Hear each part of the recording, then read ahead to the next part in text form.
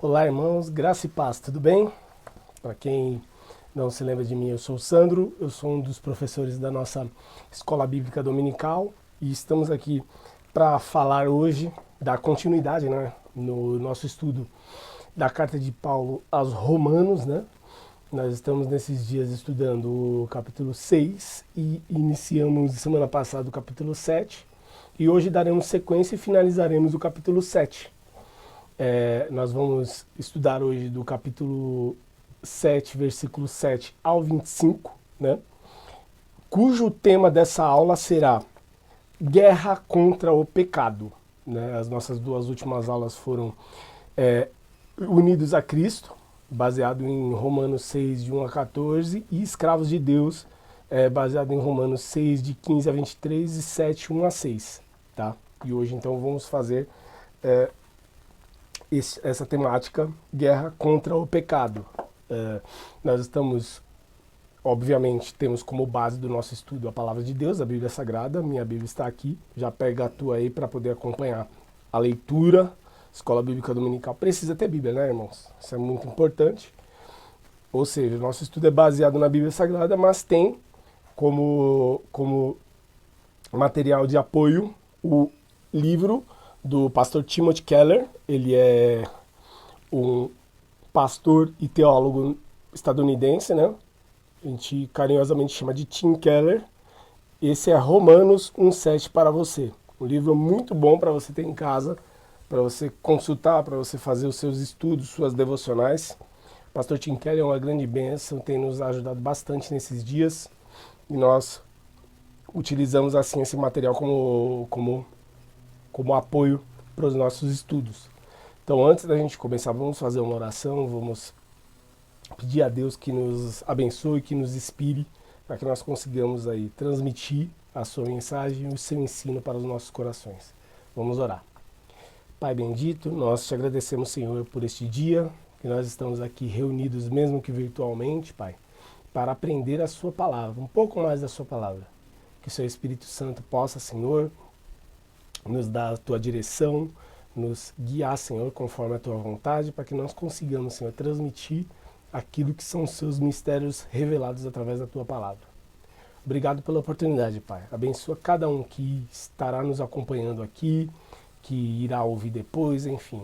Que o Senhor possa, Senhor, falar ao coração de cada um pelo poder da tua palavra e pelo convencimento e orientação do teu Espírito Santo. Muito obrigado, Pai. Te agradecemos por tudo em nome de Jesus. Amém. Só, irmãos, então nós estamos aqui, apesar da aula ser gravada, nós estamos no chat agora, online, ou seja, para poder apoiar, para poder auxiliar os irmãos. Se caso alguém quiser fazer algum comentário, quiser fazer alguma pergunta, nós estamos aí de plantão para poder auxiliar e esclarecer, ou também aprender, caso os irmãos queiram compartilhar algo que possa acrescentar a essa aula, tá bom? Todos fiquem à vontade, espero que possam interagir conosco. Eu vou tentar ao máximo, né, fazer com que a aula seja um pouco mais curta que a presencial. Desde que nós iniciamos online, nós estamos tentando fazer vídeos mais curtos para que não se torne cansativo para todos. A gente volta ao nosso período normal de aula quando nós voltarmos para o presencial, mas enquanto estivermos online, vamos tentar aí direcionar de uma forma com que a gente não perca o conteúdo, mas também não canse a todos que estarão ouvindo a gente, tá? Então, nesse tempo, por favor, participe se você tiver alguma pergunta ou queira contribuir com alguma informação, tá bom? Então vamos desde já iniciar,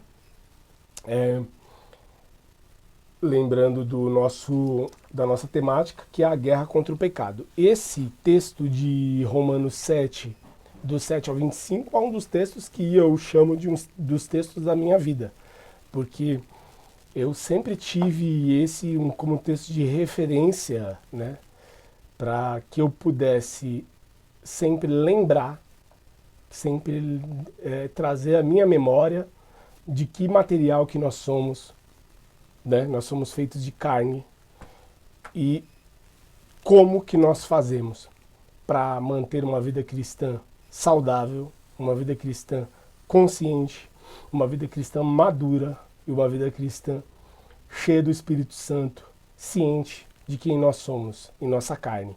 O apóstolo Paulo aqui, ele meio que abre o coração, se coloca numa posição semelhante à de todos, né? A nossa tradição católica coloca... Nossa, porque eu digo que eu, né, sou de família católica, antes da minha conversão o que a gente chama de protestantismo, mas a minha conversão ela foi a Jesus Cristo, ao Senhor, ou seja, reconhecendo Jesus como o único suficiente Salvador. E nessa tradição católica se faz muito a reverência, né, a santidade dos personagens. Então o apóstolo Paulo ele é uma referência de santidade, e é mesmo, só que santo separado como a gente conhece, são todos aqueles que renasceram e têm o Espírito Santo de Deus, né?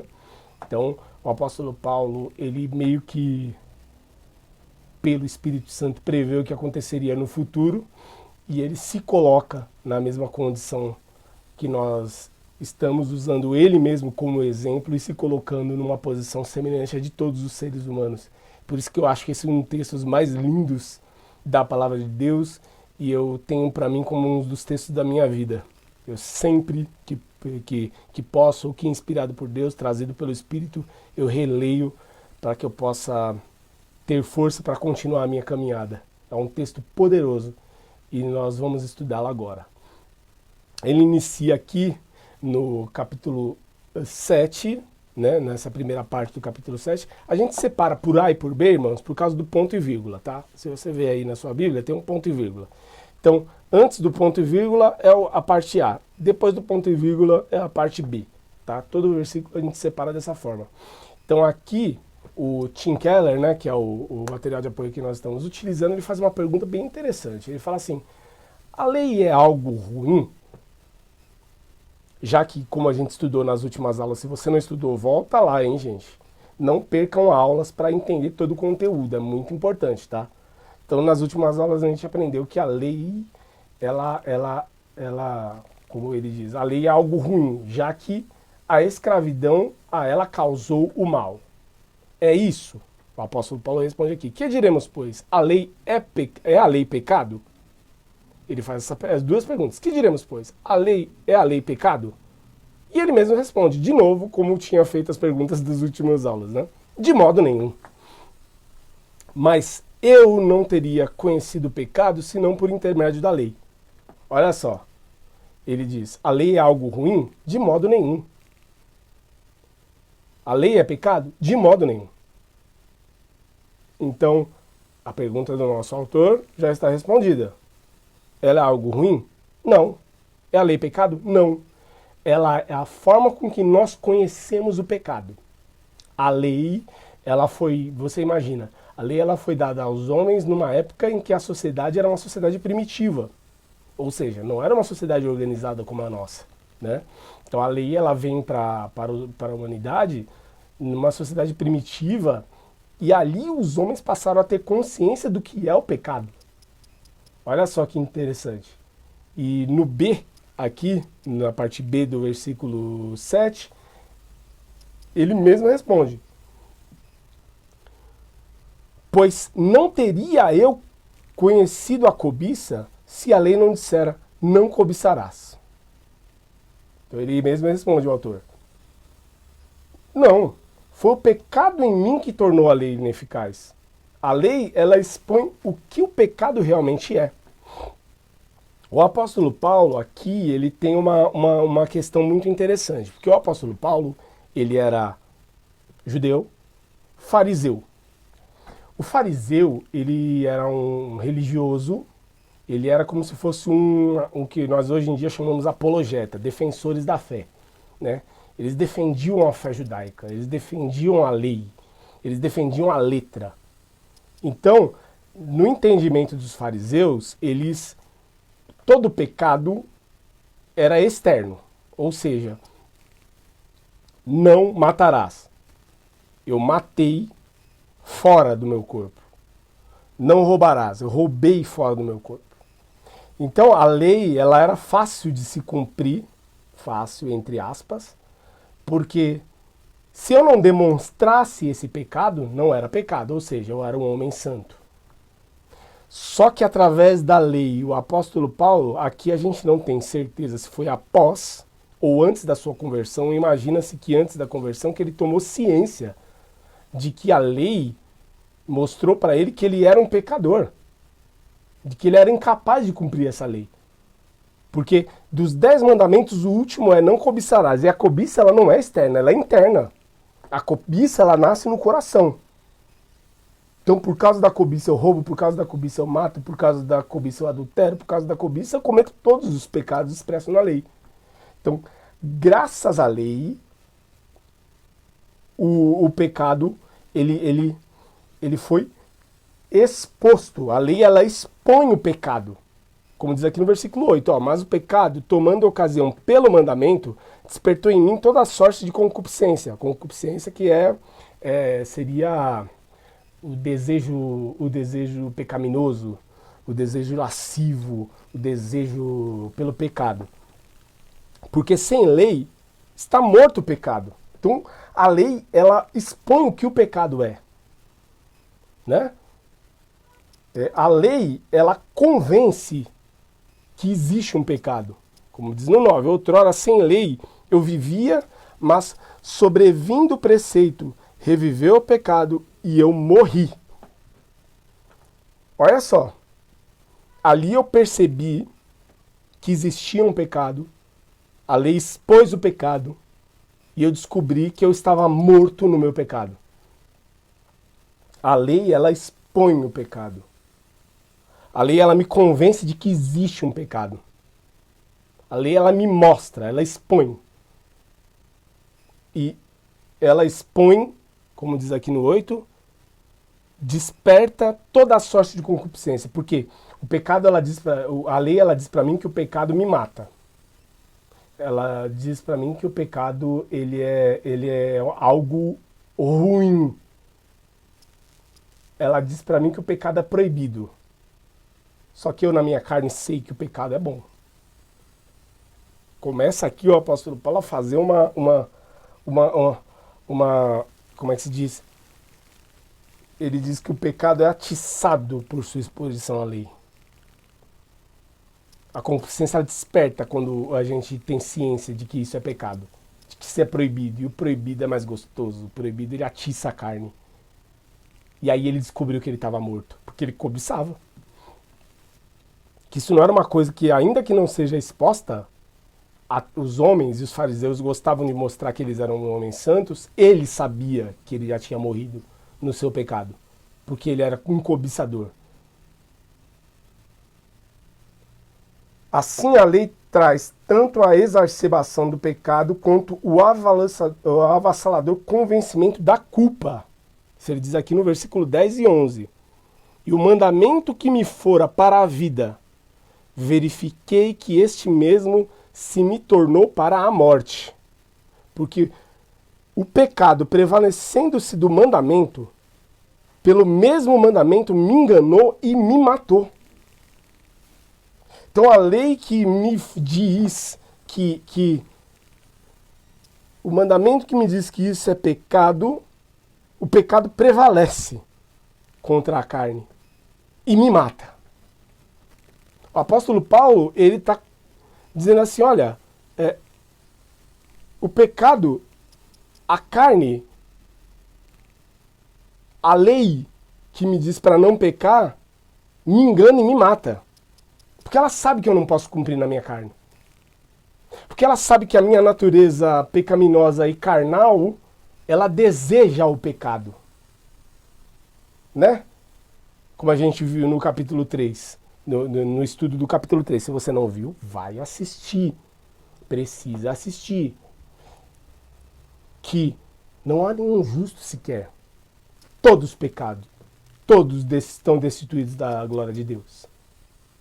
Sendo assim, pela lei eu descubro o que é o pecado e descubro que eu estou morto nele. Em resumo, a lei é mortal e correta.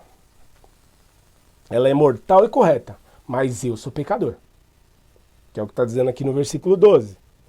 Por conseguinte, a lei é santa e o mandamento santo e justo e bom, só que eu sou pecador. Olha só isso. Então o apóstolo Paulo está fazendo uma exposição da lei. Ele está explicando para a gente que a lei ela nos faz saber o que é o pecado e ela nos expõe que nós somos transgressores dessa lei. Porque se nós não tivéssemos consciência do que é a lei, talvez a gente não teria a consciência de que nós somos pecadores indignos, como os fariseus que se achavam dignos, porque eles cumpriam a lei de modo externo. Eu não mato, eu não roubo, eu não tenho falsos ídolos, eu não sou maldizente. Eu cumpro a lei. E a cobiça? A cobiça é interna, mas essa ninguém precisa saber. O apóstolo Paulo não, ele foi sincero consigo mesmo e disse: miserável homem que eu sou, pecador. Nós vamos ver daqui para frente. Então, a pergunta é, no versículo 13, a lei é uma assassina? No 13 ele diz, acaso o bom se me tornou em morte? Ou seja, essa lei que é boa, que é santa, que é justa, ela se me tornou em morte? E ele mesmo responde, de modo nenhum. Mais uma vez, o de modo nenhum como resposta. Pelo contrário, o pecado para revelar-se como pecado, por meio de uma coisa boa, causou-me a morte, a fim de que, pelo mandamento, se mostrasse sobremaneira maligno. Ou seja, a lei é uma assassina? Não. Assassino é o pecado. Desde o Éden, o pecado é o assassino. Você vê que a gente estudou nesses dias com o pastor Alê, nas quintas-feiras, o pecado de Caim. Se você não viu, vê aí os vídeos. São três pregações, uma série de 3 pregações sobre Caim. Que o pastor ele expõe essa questão do pecado de Caim, que é, digamos assim, o suprassumo do pecado original. O efeito colateral mais contundente do pecado original. O pecado é assassino. A nossa experiência do pecado remanescente, ou seja, a nossa experiência do pecado original, a partir do versículo 14. E a partir do versículo 14, pelo menos até o 18, ele expõe a nossa fraqueza. Nós temos uma natureza pecaminosa, remanescente, com inclinação para o mal. E isso daqui é uma coisa muito interessante, porque existe um grupo pós-reforma protestante que eram os puritanos, né? E eu não sou lá muito fã desse povo. Porque os puritanos, eles tinham um comportamento bem semelhante aos dos fariseus. Eles diziam que era impossível uma pessoa regenerada pecar. E eles fazem um malabarismo para contar essa história aqui do apóstolo Paulo, a partir do versículo 14, que nós vamos ver agora, para dizer que não era o apóstolo Paulo falando dele mesmo. Era o apóstolo Paulo dando um exemplo ilustrativo. Mas aqui nós vamos ler. Nós vamos ler que o apóstolo Paulo deixa muito claro que ele está falando dele. Afinal de contas, essa experiência com a lei. Isso a gente está falando do apóstolo Paulo, que judeu de nascimento, ele era um talmidim, ele era era um aprendiz. Ele mesmo se dizia ter aprendido a lei aos pés do sacerdote Gamaliel, aos pés de Gamaliel, grande sacerdote judeu. Então, ele cresceu com a lei. E pela lei ele descobriu o pecado, que ele estava morto nesse pecado. E aí ele começa a falar de si sim. Ele está falando de si sim para os cristãos de Roma. Roma tinha uma religião. Os cristãos de lá tinham uma religião. Eles sabiam que a religião ela tinha uma influência ainda sobre aquela sociedade. E ele estava dizendo, olha, não é a religiosidade, não é a letra, é a graça. Ele começa a dar o exemplo de si mesmo. Não como alguém acima da média, mas como alguém igual a todo mundo. Olha só, do 14 ao 18 que ele fala. Porque bem sabemos que a lei é espiritual. Eu, todavia, sou carnal, vendido à escravidão do pecado. Minha carne, sua carne, a carne de Paulo era uma carne vendida à escravidão do pecado. A carne. A gente não ressuscita na carne.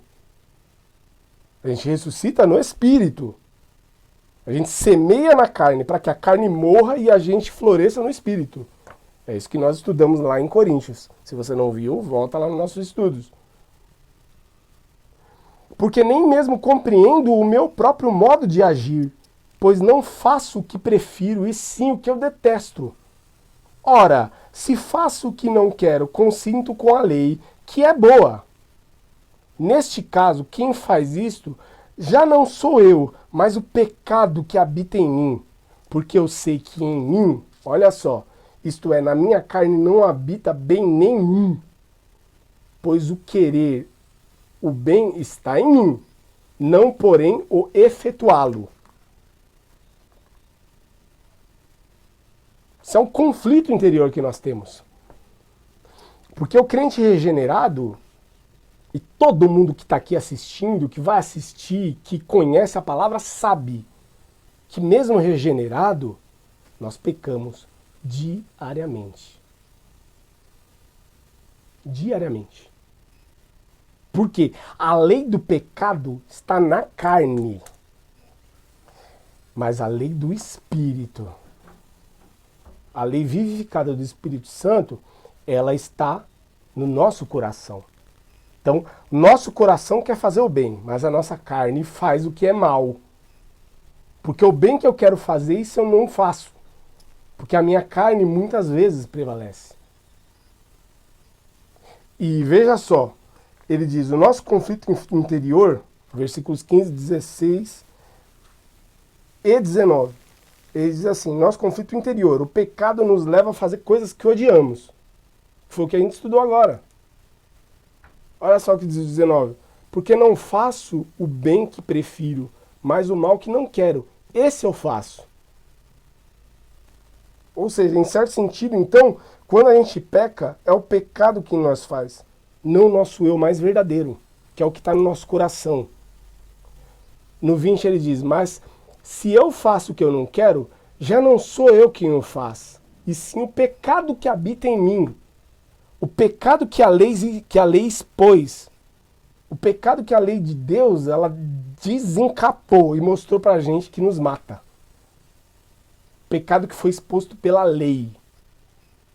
A lei disse, você é um pecador, e o teu pecado vai te levar para o inferno. Você está morto nos seus delitos e pecados. E o nosso dilema, que é, quanto mais buscamos fazer o bem e ser moralmente corretos, mais o mal interior nos pressiona. Que é o que ele diz no 21. Então, ao querer fazer o bem, encontro a lei de que o mal reside em mim. Ou seja, aquela falácia dos fariseus e dos puritanos, de que os fariseus diziam que o pecado eu cometia de modo externo, e eu não cometia porque eu não fazia nada daquilo. E que os puritanos dizem que uma pessoa que é convertida de verdade não faz, é tudo conversa. O apóstolo Paulo está dizendo aqui, querer fazer bem, encontro a lei de que o mal reside em mim. A lei expôs que eu tenho um mal que habita em mim. E que é o tema da nossa aula hoje, a guerra contra o pecado. É uma vida de guerra contra esse mal que habita em mim. O 22 e o 23 ele vai dizer as duas forças do coração cristão. Amor à lei de Deus, no meu eu mais verdadeiro, ou seja, a lei da minha mente, e o pecado que odeia a lei de Deus, a lei nos membros do meu corpo, que foi aquilo que a gente estudou na última aula. Os dois cachorros que tem dentro de mim. Um cachorro bom e um cachorro mau. O que eu mais alimentar vai prevalecer. Então, se eu tenho uma vida de oração, de leitura da palavra, devocional, de busca pelo Espírito Santo, de estar congregando com os irmãos, fatalmente o meu espírito estará mais forte e deve prevalecer. Mas se eu sou negligente em relação às disciplinas espirituais, naturalmente a minha carne vai prevalecer, porque ela é escrava do pecado. A carne, ela não ressuscita, lembra disso. Quem ressuscita é o espírito. O espírito volta ao Deus que o deu. Então, para a carne não tem jeito. Ela precisa ser domada. E nós temos que fortalecer o nosso espírito para que ela não prevaleça. E o apóstolo Paulo está dizendo aqui, se eu não, essas são as duas forças do coração do cristão. É busca por estar forte espiritualmente. Porque a carne ela tem o poder de prevalecer. O 24 e 25, finalmente, ele diz, os dois gritos do coração, o desestímulo, quem me salvará? E a esperança, Cristo me resgatou e me resgatará. Olha só o que o apóstolo Paulo diz no 24 e 25. Aliás, a gente não leu o 22 ao 23, falando do último, que diz, porque no tocante ao homem interior tenho prazer na lei de Deus, mas vejo os meus membros, outra lei que guerreando contra a lei da minha mente, me faz prisioneiro da lei do pecado que está nos meus membros. É o Paulo que está falando aqui. Que no tocante ao homem interior, eu tenho prazer na lei de Deus. O meu coração, a minha mente tem prazer na lei de Deus. Mas vejo nos meus membros outra lei que, guerreando contra a lei da minha mente, me faz prisioneiro da lei do pecado que está nos meus membros. É o que nós dissemos sobre alimentar. Se alimentarmos o nosso espírito, ele guerreia e prevalece. Se alimentarmos a nossa carne, fatalmente ela vai prevalecer. E aí ele faz essa pergunta final, que é o desestímulo. Meu Deus, o que vai ser de mim? Eu sou pecador. Quem vai me salvar? Cristo me resgatou e me resgatará. Ele diz aqui, no 24, desventurado o homem que sou. Quem me livrará do corpo dessa morte? Eu não tenho como salvar a mim mesmo. E olha só o que a lei faz. A lei, o que a lei faz? Ela me deixa claro que eu não tenho como salvar a mim mesmo. Que as minhas atitudes, que a minha pseudo-santidade, que todas as minhas atitudes que possam me fazer ser um homem mais forte, mais cheio de Deus, mostrar para todo mundo que eu sou o crente santarrão, resolve alguma coisa. E aí quando a gente toma consciência que a gente não tem a possibilidade de salvar a nós mesmos, que a gente não tem essa força para prevalecer contra a nossa carne, o apóstolo Paulo fecha dizendo, graças a Deus por Jesus Cristo, nosso Senhor, de maneira que eu, de mim mesmo, com a mente, sou escravo da lei de Deus, mas segundo a carne da lei do pecado. Quem vai me livrar da morte?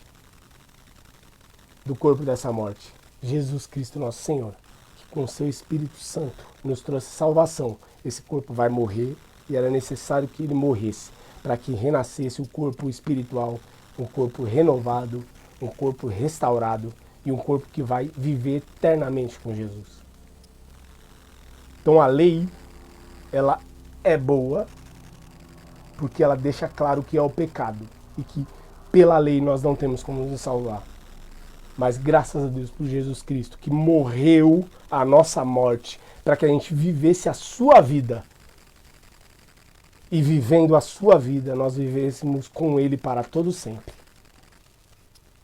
E lembrando dos puritanos, que se diziam os